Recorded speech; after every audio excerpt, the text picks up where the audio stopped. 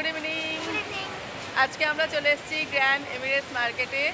তো এখানে কিছু কেনাকাটা করব। ব্যাকগ্রাউন্ডটা দেখে আশা করি গেস করছো কি কিনতে এসেছি। চলো এক্স্যাক্টলি কি কিনতে এসেছি সেটা একটু পরে বলছি। চলে এসেছি গ্র্যান্ড এমিরেটস মার্কেটে। এখানে অনেক ধরনের গাছ পাওয়া যায়। তো আমি গাছগুলো একটু নেড়ে ঘেটে দেখছিলাম। বিভিন্ন রকম গাছ, যেমন স্নেক প্ল্যান্ট, বাহারি গাছ, মানিক প্ল্যান্ট, আরও অনেক কিছু আছে। এই যে এদিকে কি সুন্দর সুন্দর মানি প্ল্যান্টগুলো, একদম ফ্রেশ। আর একটু ওই দিকটা গিয়ে দেখি কি কি গাছ আছে। আমার মতন তোমাদের কার কার গাছ পছন্দ আমাকে জানিও। অনেক পরিচিত অপরিচিত গাছের মধ্যে তুলসী গাছও এখানে দেখলাম। এদিকে আবার দেখছি প্রচুর অ্যালোভেরা গাছও রয়েছে। আর অ্যালোভেরাগুলো বেশ ফ্রেশও ছিল। অনেক রকম গাছ দেখতে দেখতে আমার চোখে পড়ল নটিমণি ফুলের গাছ। আর এই সমস্ত গাছের দামগুলো বেশ রিজনেবল, 9.99 দিরামস।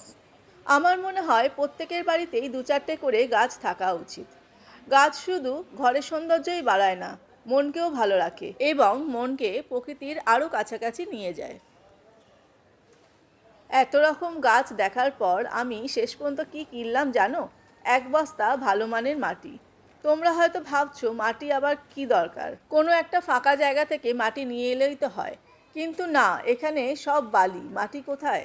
এই যে রাস্তার দুপাশে বড় বড় গাছগুলো রয়েছে সবই কিন্তু বালির ওপর।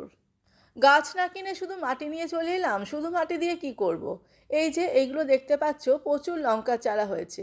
আসলে আমি কিছুদিন আগে কয়েকটা লঙ্কার দানা এই ছোট্ট একটা টবে ছড়িয়ে দিয়েছিলাম। তার থেকে প্রচুর চারা বেরিয়েছে, সেগুলোকে বড় টবে ট্রান্সফার করার জন্যই এই মাটি কেনা। আর ওই যে দেখতে পাচ্ছ একটা ছোট্ট ক্যাকটাস গাছও হয়েছে।